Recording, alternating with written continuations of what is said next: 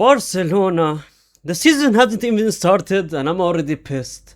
I'm pissed, I'm tired, I'm angry. I feel all the emotions that you can feel as a human being.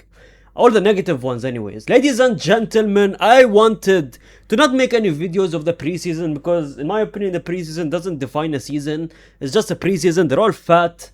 They came from eating. They have big tummies. They can't run.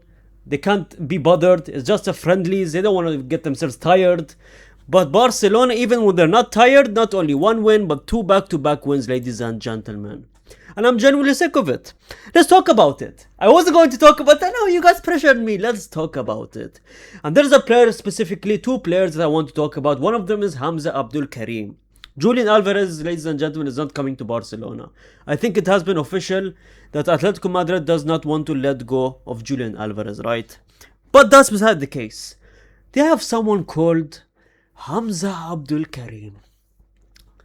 Good looking man. He has, the curly hair. He has the colored eyes. He's Egyptian as well.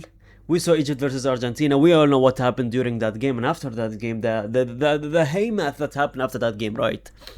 Hamza Abdul Karim, he didn't have a promising World Cup run, if I'm being honest. He wasn't the best. But oh my god, I don't know what's happening in this Barcelona team. He has scored 4 goals in 4 games, ladies and gentlemen. I know preseason, but still, it's still 4 goals in 4 games. He's what, 6'2", is really tall? He is that bulky, tall striker that I've been saying that Barcelona would benefit more from. And it's starting to make sense. Julian Alvarez was probably not the right option. Julian Alvarez was never the correct option for Barcelona, and I've said it multiple times. You want a player like Harry Kane, you want a player like Lewandowski, you want a player like Joselo, you want a player that tall, big Benzema built type of player at that striker position. I think is better because when you have Rafinha, Gordon, Lamine Yamal, Adeyemi, players who can run, players who can create for you, I think you need a tall striker that can head the ball, that is physical and that can finish the chances. Hamza Abdul Karim, again, 4 goals in 4 games against Ahly, his boyhood club, by the way. He scored a beautiful goal. If you take a look at the goal, I can't show you fully the clip, right? Balde makes the run here. He passes it and he scores it. Beautiful.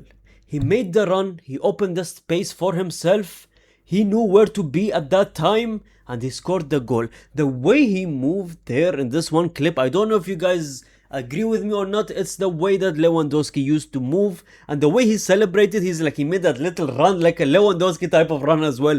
It just reminded me a lot of Lewandowski, right? He scores with his left. I don't know if he's right-footed or left-footed, so please excuse me on that. But I don't know if that's his weak foot or not. Again, it's a tap-in, I know, but he made himself be available for that tap-in. A tap-in is also hard work. If you know, you know. You need to make the runs, you make the space and all of that, right? But that was beautiful.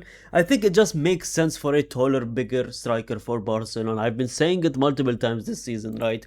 Against Basel, ladies and gentlemen, he scored a goal yet again. Not only him, but Bisu, which I'm going to be talking about as well. Barcelona winning 5-2. Oh my goodness. I know Basel is not the best of teams, but 5-2. This was the first game where Lamine Yamal came back as well. And the whole team was technically back with Pedri, Gavi. They all came back from vacation as well. And look at their first game. Well, all of them are back, right? Adeyemi scoring. I wanted to react to Adeyemi's clips. I couldn't. Adeyemi was unbelievable in this game. The way he was moving, so silky on the ball, the dribbling, he was insane. Better than the first game that he showcased, better than the debut game that he focused. I don't know if he played at the same position as that first game that he played, which he was horrendous in, but he played very good, man. And I think Hamza Abdul Karim, this Bisu brother, Lamine Yamal coming off the bench scoring a penalty as well, man. This team can be a serious contender if they want to, man. I think defensive, they need to still fix it up. And I think attacking wise, they need a striker. And if not, ladies and gentlemen, look at the reports after his goal last night as well. Hamza Abdul Karim apparently is going to be the new number 9 if there is no number 9 signed. And there are reports coming out that they might sign Lautaro Martinez. A lot of Journalists are coming out saying Lautaro Martinez is on Hansi Flick's radar and Hansi Flick is requesting for Lautaro Martinez. I don't know if you guys would like that or not. Let me know in the comment section below. But Julian Alvarez, we can sit here and officially say, the poor brother, by the way, the poor guy, man. Genuinely. Atletico had their game last night and I've seen multiple clips of the Atletico fans cursing him, saying he should leave the club or whatever. Like, he doesn't have the fans, he doesn't have the locker room, he doesn't have the manager, he doesn't have the CEO of the Atletico Madrid. Why are they still keeping him hostage? I genuinely do not understand, man. They're the most evil, corrupt, genuine team that we should hate watch on, man. Genuinely, Barcelona and Real Madrid fans, we should both gather up and hate watch Atletico Madrid for the rest of our lives, man. I swear to God, that team, genuinely insane, man. But like I said, if Lautaro doesn't come, I don't know what's the negative thing of not using Hamza. I think Hamza they should use as a rotational player. Maybe should test him out. But do I think that they shouldn't sign a number 9? No, they should sign a number 9. I think they should definitely sign a number 9. I think Lautaro Martinez, I don't know if he can be similar to Julian Alvarez, maybe, but like I said, a number 9 is needed because they don't have a Ferran, they don't have a Lewandowski. You need 2 players to replace 2 players as well, right? So that's the case. And then we move on to this Bisu brother. June 21st, they signed him. 18 years old, 11 minutes, 2 goals against Basel, 2 shots on target. Go watch his clips. He's insane as well, man. His finishing, unbelievable. He's an attacker that Hansi Flick could bring during the games. He could replace Ferran Torres. I don't know, man. But this brother moved insane from the clips that I saw anyways, right? I didn't watch the full games, unfortunately, but from the clips, from the TikTok clips and the real clips that I saw, he was moving very nice in my opinion, and his ratings was good as well during the games. And I think the whole team played well, if I'm being honest. I think they are playing well, and we know with Barcelona what they are looking for this season, and that is Champions League. They brought Rodri to focus on Champions League, and this is why I am predicting for the league, which is starting literally tomorrow or after tomorrow. For the league, I think we are going to win the league. They are fully locked in the Champions League. I wouldn't rule out, again, it's Barcelona, you always need to rule them out from the Champions League, but Barcelona, I wouldn't rule them out if they go to at least the semi-finals this year or the quarter-finals. Definitely I would say the semi-finals, man, because I think looking at the team, they have a better team than last season. They made the right moves. Araujo out, obviously. You have Kubarsi being the best form of his life. Again, Kunde is still on the team, which again, defensively, this is what I'm trying to say. I feel like they're so focused on the number 9, right? While defensively, I think they should fix that to win the Champions League. Fix the defense and they are contenders of the Champions League, if I'm being honest. At the back, they're not good enough. Let's not go around the bush here. 2 seasons ago, they couldn't win the Champions League because of defensive mistakes, in my opinion. Last season, defensive mistakes.